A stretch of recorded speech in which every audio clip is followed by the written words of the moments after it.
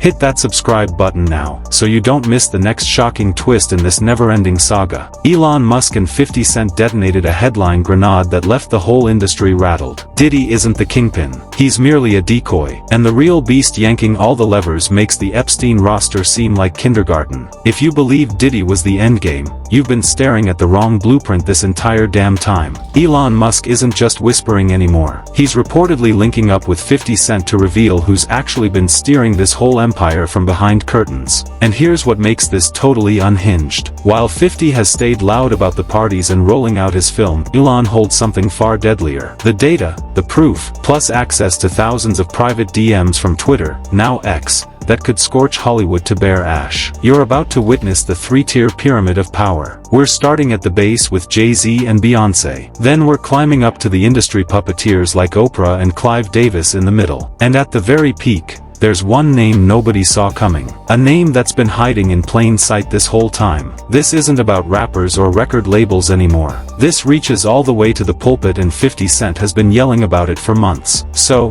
strap in, because what you're about to hear is going to flip everything you thought you knew. I believe that they gave me a raw deal because this industry is a monster. It's the same monster that these Me Too trying to tell you about. But they hate the monster for how it, and I hate that monster for how it eats. But my God, man, it's the same monster. When I quit the show, all my friends would say, well, them Dave, why don't you just do Chappelle's show at another network? Yeah. And why doesn't a slave run from one plantation to another plantation because the master over there might be nicer? My God, man, I was trapped. You know what? Tell you the truth, I've even thought about coming back and doing another Chappelle show. Well, but if I do... Before we scale this pyramid, understand why Diddy's case explodes far past hip-hop. And no, I'm skipping his biography. I'm delivering exactly what you came for. So yes, everyone knows 50 Cent released his Diddy documentary titled The Reckoning because silence ruled the industry at that moment behind closed doors everywhere. People were scared, complicit, or flat-out controlled by unseen pressure. And 50 said one line that landed heavy. He warned the world that staying quiet would make hip-hop look like it co-signed Diddy's actions publicly. Nobody else was speaking loudly at all, anywhere. So he stepped forward alone when absolutely nobody else dared move back then. How does Jay-Z sit down with Gayle King and she not ask him one question about the intersection between him and Aaliyah and Robert Kelly? This is insane that people keep refusing. I've been screaming, not just Diddy, but Diddy and Jay-Z are monsters.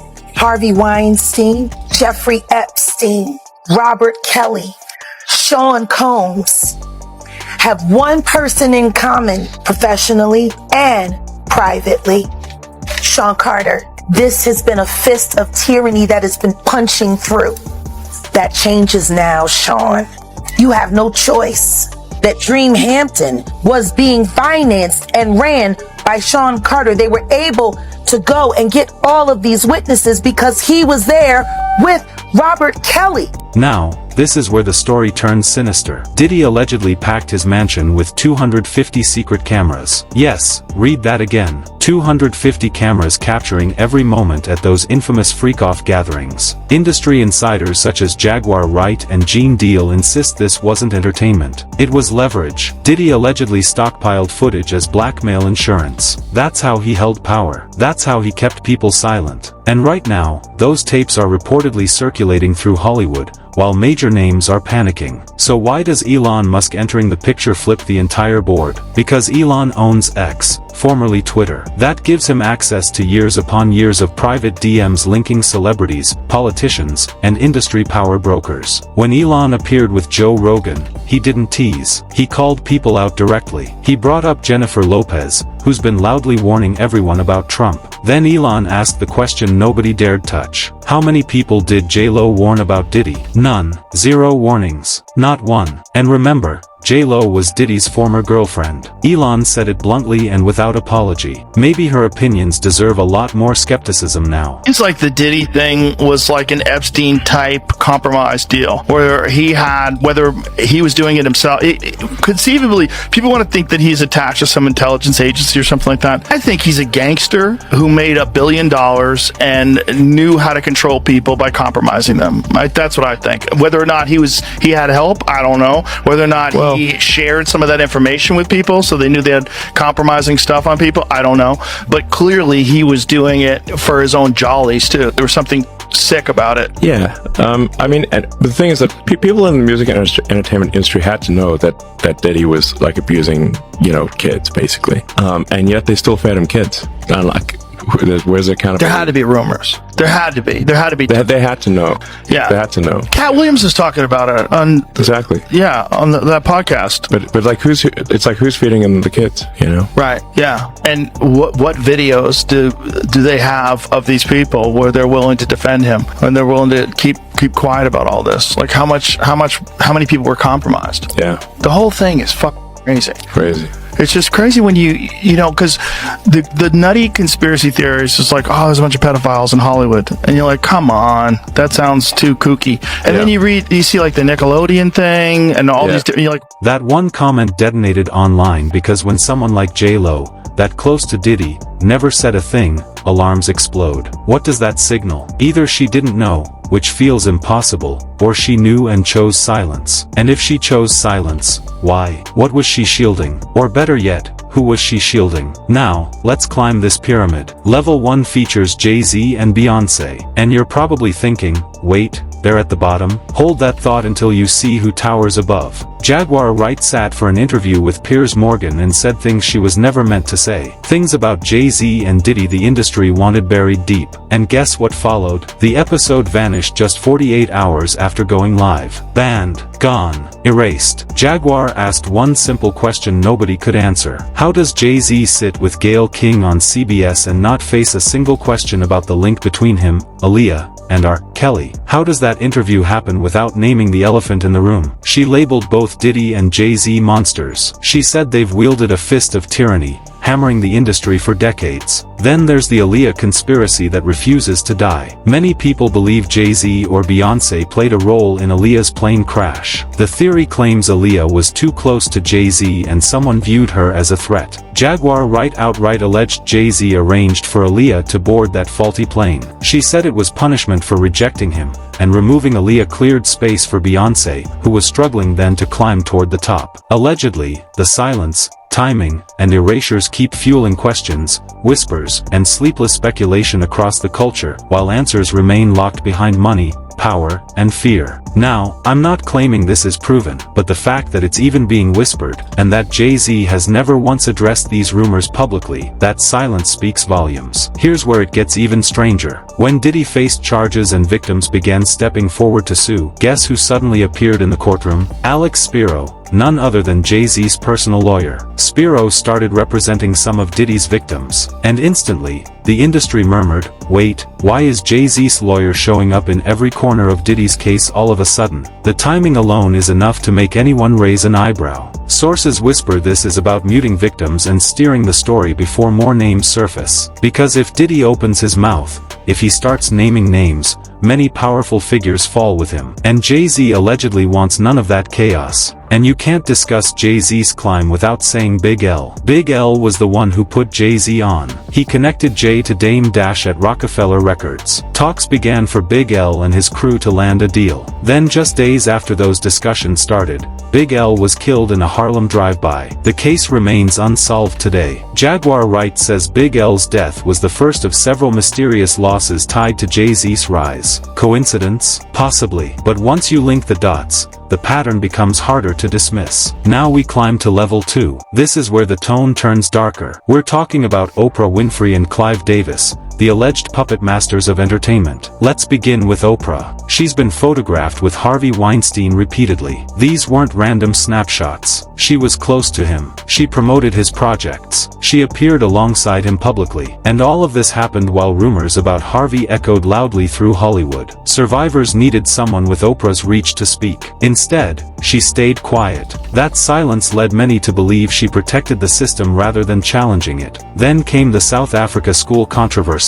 Oprah invested $40 million into a girls' school in South Africa. It was meant to be her lasting legacy. But within months of opening, multiple students accused dorm matron Virginia Makopo of assault. Oprah flew in, fired staff, and cried before cameras. Yet critics argued the explanation never fully made sense. The lingering question remains uncomfortable and unresolved. Did Oprah know more than she admitted? And if she did, why has that truth never fully surfaced? Old images are resurfacing again, placing Oprah inside the same private gatherings where Diddy was hosting those infamous parties. Jaguar Wright and Dr. Umar Johnson both suggested that Oprah wields serious silent power across Hollywood. The kind of power that keeps people too nervous to challenge her. The kind of power that can erase careers with one phone call. Now, let's pivot to Clive Davis. This man is 92 years old and he's been in the business forever. He founded Arista Records back in 1974. He launched careers for legends like Billy Joel, Janis Joplin, and Carlos Santana. He came out as bisexual during the 1980s, and here's where things turn messy. Hip-hop mogul Suge Knight has claimed for years that Clive and Diddy were more than simply mentor and protege. Suge said that Clive Davis told him directly that he and Puff were extremely close. And when Suge asked what that meant, Clive allegedly clarified that they were lovers, not merely business partners, lovers. Your favorite memory working with Diddy? You know, personally, I've got to tell you, he truly is a major star in this film tonight.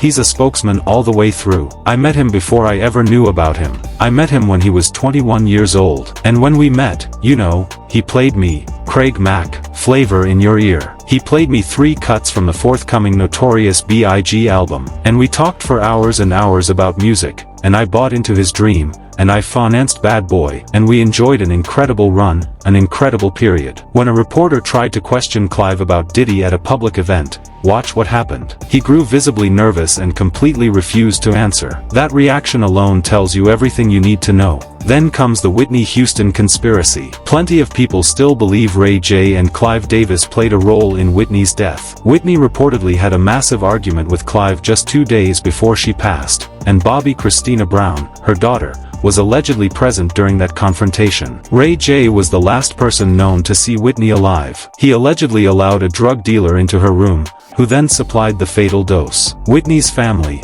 including Bobby Brown's sister, claimed Whitney was beaten. They insist she didn't simply die in a bathtub like the official story claims. They say she was murdered. So here's the real question. Why has Clive Davis, with decades of rumors and accusations circling him, never been arrested or charged once? Many believe Diddy is the designated fall guy. He's absorbing the heat to shield Clive, who's allegedly operated in the shadows this whole time. Now we've reached the top of the pyramid, and this is the name that shocks everyone. Bishop T.D. Jakes. Yes, that one. A pastor, a man of God, a preacher to thousands every Sunday. 50 Cent has been dropping hints about T.D. Jakes for months. He's repeatedly posting about him online. And here's the theory lighting the internet on fire. If corruption has reached the pulpit, then this blackmail operation is bigger than Epstein. Much bigger. Diddy needed redemption. He needed legitimacy. He needed someone trusted to provide cover. And that's allegedly where T.D. Jakes came in. In part 4 of 50 Cent's Diddy documentary, clips of T.D. Jakes appear strategically throughout the episode. When Little Rod describes waking up sore after Diddy's parties, T.D. Jakes suddenly appears discussing a love rampage. Viewers believe 50 Cent placed those clips deliberately. He's drawing lines for us. Cat Williams warned this was coming. He said in 2024, every lie would surface, no matter who you are. Diddy, T.D. Jakes, Jay-Z, anyone. Every lie gets exposed. And when T.D. Jakes faced questions about the Diddy allegations, his response was telling. He said, "Keep it moving. The worst that could happen, even if every claim were true, all I'd have to do is repent. There's enough power in the blood to cover all kinds of sin. But honestly, I don't even need to repent about this." The internet blew up. People said he did it. Guilty as hell. An innocent man denies everything. He doesn't talk about repenting if it were true. Jaguar Wright dropped bombs about T.D. Jakes. She said if Bishop Jakes showed up at a Diddy party, there could only be 2 reasons, money or sex. That's it. Nothing else happens at those parties. And get this. Cassie handed over mountains of evidence to the feds. Videos, audio recordings, the full Diddy party chaos. Allegedly, They show politicians, artists, and entertainers doing things they never wanted the public to see. Jaguar said multiple male escorts confirm TD Jakes slept with several men at these parties. It gets darker. A young man, allegedly assaulted underage, is now suing TD Jakes. His parents were allegedly paid hush money in 2015, but now he wants justice. He's breaking away from their silence. Gene Deal, Diddy's former bodyguard, spoke out too. He asked why a religious leader would attend parties with drinking, sex, and same-sex activity. Unless, he said, TD Jakes was directly involved. Gene suggested maybe he was saving souls, maybe handling business, but the presence itself is suspicious. He also hinted tapes are coming, and when they drop, no more speculation. Cold, hard evidence. Then comes the bigger connection, Epstein. When Elon Musk talked to Joe Rogan, they didn't just discuss Diddy. They talked billionaires, panic, and why the Epstein client list could blow open if Trump wins. The richest, most powerful names exposed. Rogan asked about Reid Hoffman. Elon's answer, one word, yes. Like Diddy, it was a compromised deal, a web of control. Joe Rogan compared Diddy to Epstein, filmed powerful people, used footage for blackmail. Who supplied him young people? How many names are on these tapes? Melinda Gates gave a clue. Her exit from Bill Gates? Linked to Epstein. She called Epstein evil personified. Even Dave Chappelle warned us years ago. The entertainment industry is a monster, he said. Why run from one plantation to another? The master might be nicer, but you're still a slave. If Chappelle felt trapped, what does that say about everyone else? This story isn't over. Names will fall. Tapes will leak. Truth will surface. So, I ask you, is TD Jakes the real monster at the top? Or is there an even bigger name hiding in the shadows? Drop your thoughts in the comments. And buckle up, the next video dives even deeper. We're talking Meek Mill, Ashton Kutcher, Naomi Campbell, and more. The list is long. Evidence is stacking. This is only the beginning. Every twist, every turn, we'll cover.